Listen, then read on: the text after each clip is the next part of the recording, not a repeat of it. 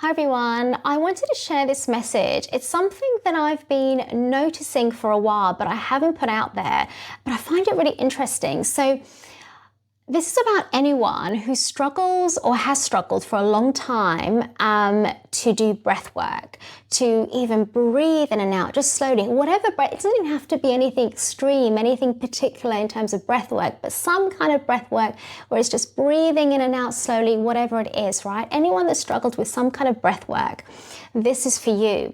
I was that person for most of my life. I really struggled with breath work, and I remember talking to clients about this, like for many years I've been doing this, and so many of my clients were saying the same thing. Now, one of the things I didn't realize at the time was why this was going on, but when I started to go through my own self-healing journey, I started to realize something.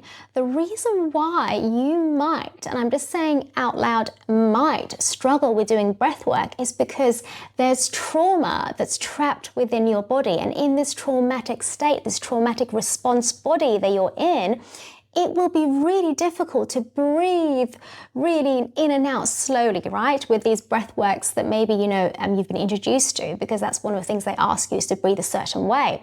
It'll be really difficult because if you're in a traumatic state within your body, it's difficult to release that when you are doing your breath. So most of the time, it's shallow breaths, right? So most of the time we are breathing in a really shallow way, and that can have an effect in our lives in so many different ways because of the way we're breathing, and therefore the way we're holding ourselves, the way we are talking.